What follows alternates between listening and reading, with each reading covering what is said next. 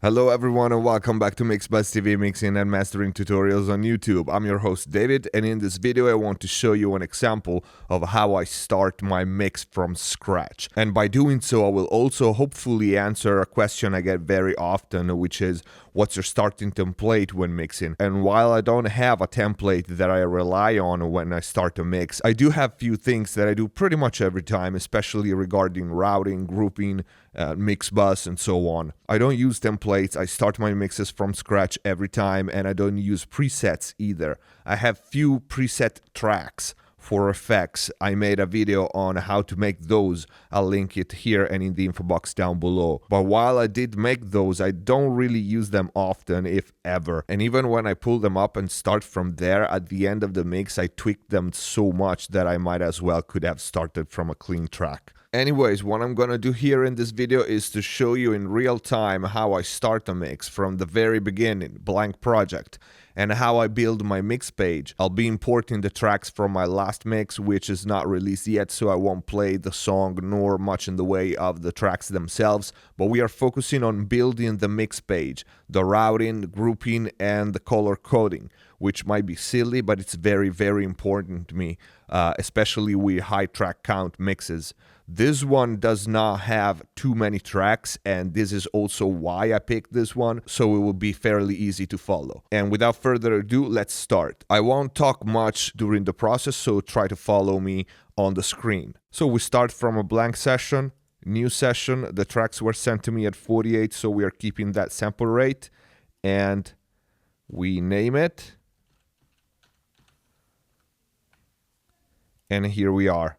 Then we start by importing the tracks, and I usually just grab them from the folder, grab all of them, and just drag them into the track column. And here we are. So the tracks right now are all blue, which bothers me already.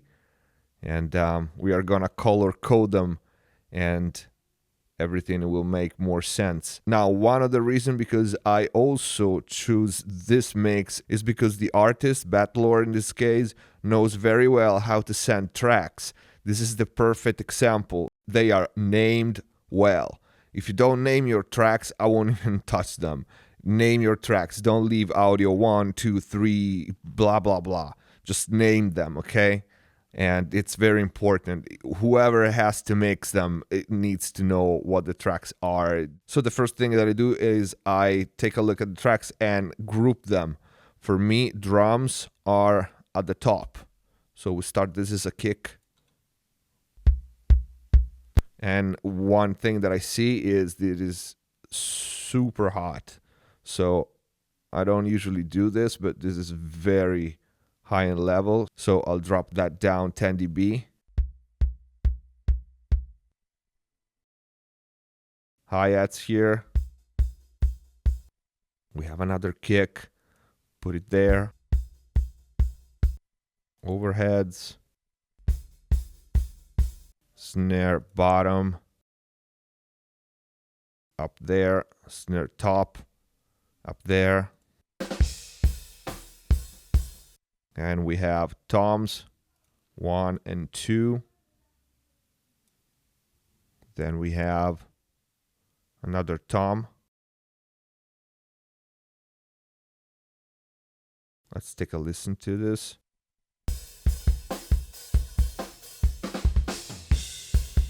That should be everything for the drum. So the first thing that I do is I group them together. Select the channels. Press Ctrl G and call it drums. So we have our first group here, and the next thing is color.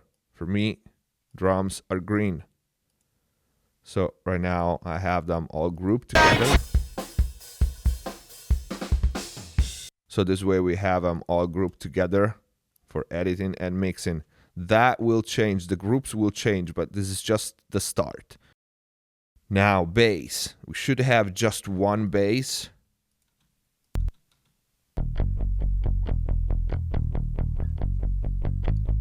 And bass for me is dark red, because usually drums have a lot of tracks. So the red track tells me where the rhythmic section ends, and I can spot the bass really well because of the contrast of the color. Next, we have guitars. I usually put the one that start first. It makes sense. And take a listen to them.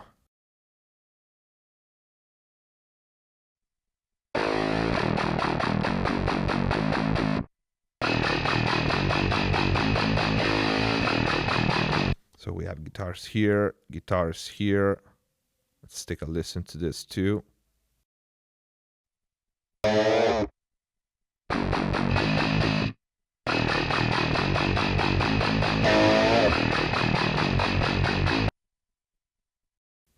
These are all guitars.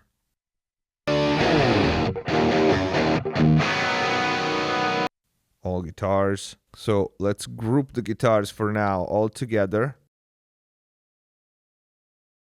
We'll call this group all guitars. Then we'll divide it in main guitars and second guitars as needed. And we color code them. Guitars for me are purple. So we now have all the guitars playing.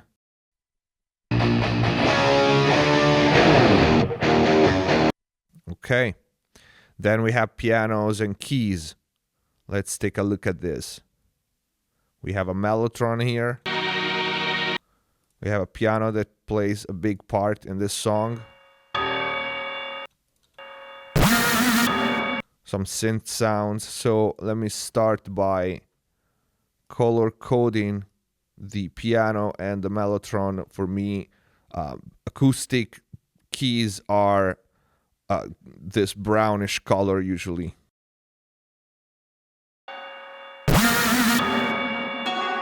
We have a codo. We do the same color for it.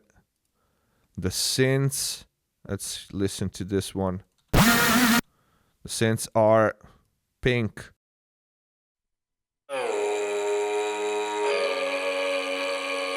This goes into synths for now.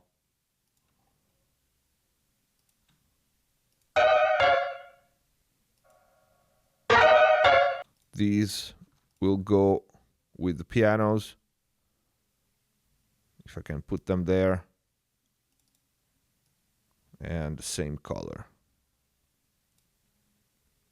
This is the intro sound. It goes with the synths. Then we had the vocals. So I have a lead vocal here. The lead vocal for me is bright red. In the nerve-driven Chuck. Then we have two background / harmonies. Sanctuary. We'll make them darker, still red.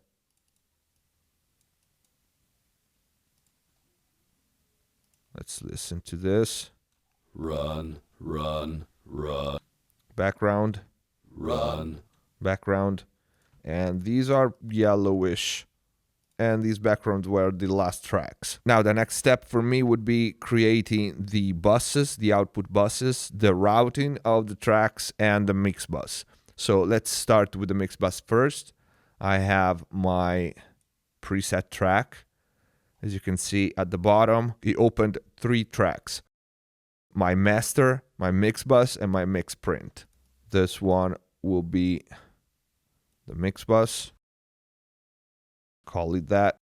The input of the mix bus track, which is an aux track, is the same, and the output is the main output. In this system, I just have 2 channels. Now, from here, if I press the window button and go to the bus, I can add another output to my mix bus output. You see the plus sign here next to the main out. And now I assign the same bus to my mix print. So later on, when I have to print my mix, I print it to this track.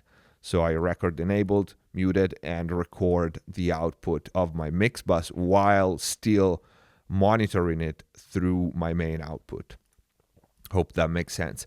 Oh, by the way, if you want to see how to make track presets, like I mentioned before, I have a video on that. I'll link it here and in the info box down below. Then I'll create my output buses, my group buses.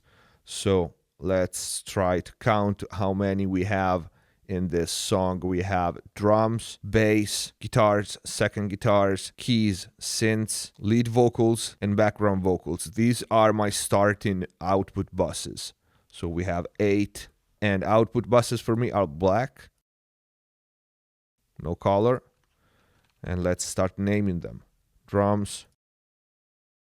Now usually I add effects, which is gonna be another output bus. And this is just a starting point. From here, if the mix evolves and I need, for example, a vocal effect only output bus, I will add that. And usually I will also put at least 2 or 3 parallel buses already, because I know I'm gonna use more than these, but for now we'll just put 3, even for this, just for the sake of the video. And for me, these parallel buses are yellow usually. Call it XComp 1, XComp 2, and whatever this is. X distortions usually is a saturation channel. These yellow parallel buses usually grow during the mix, as you know, according to what I need. And we'll take a look at the page of the final mix to see how it evolved from here.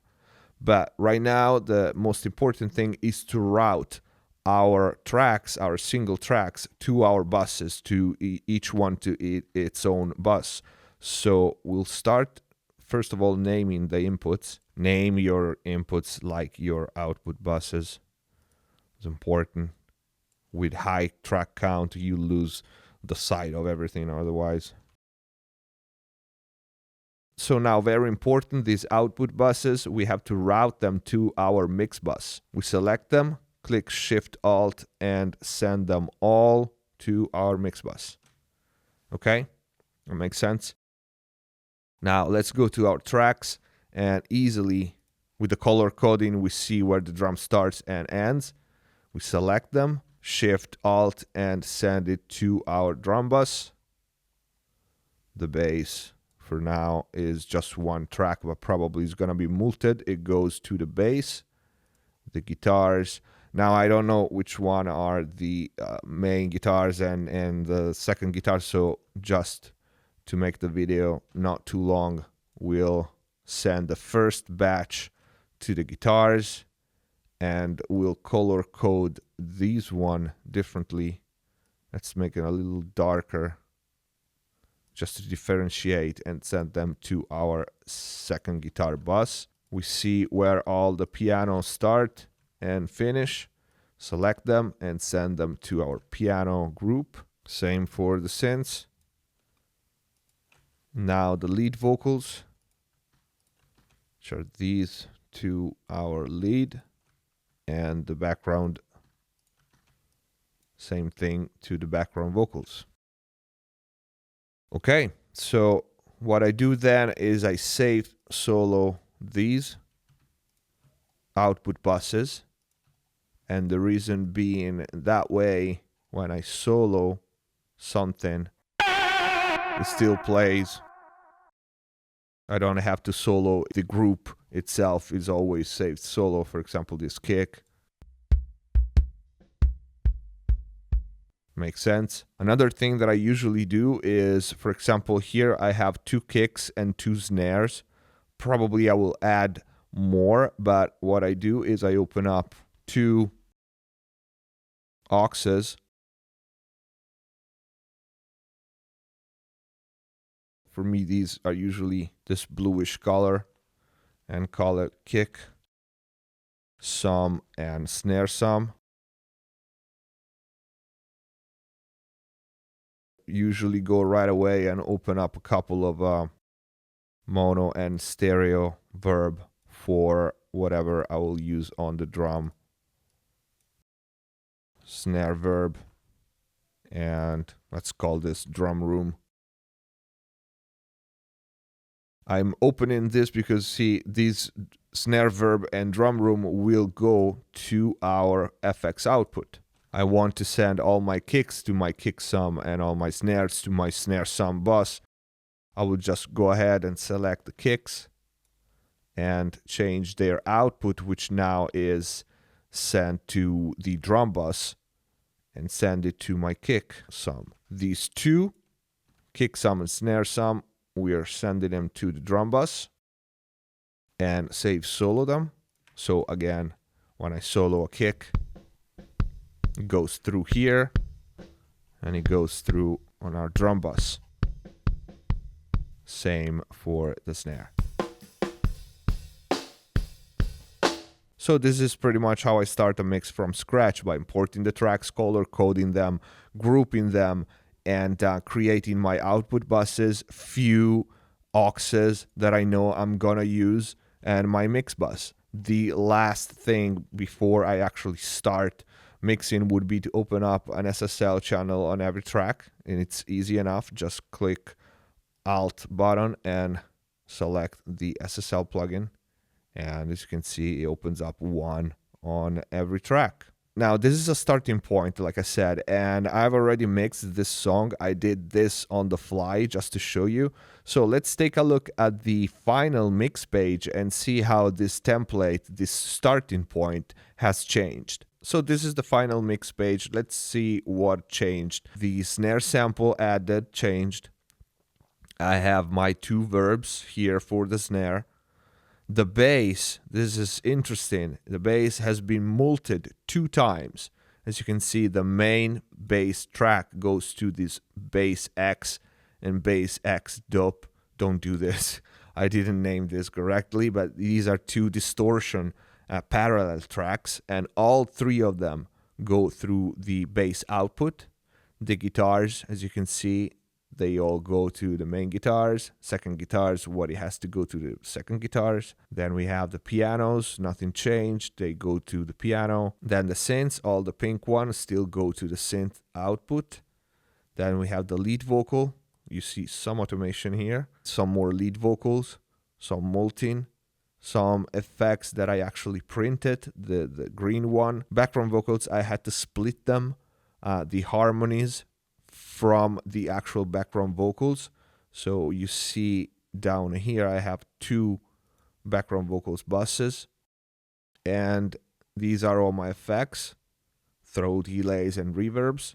My X comp 1 stayed, my X comp 2 stayed, my X distortion stayed, and then a few buses that I opened but I didn't use. It's pretty much the same as I started. Few tracks added, routing is the same. So like I said, we are going to take a listen and a look at this mix in future videos. But yeah, this is pretty much it. Let me play you a snip of the mix.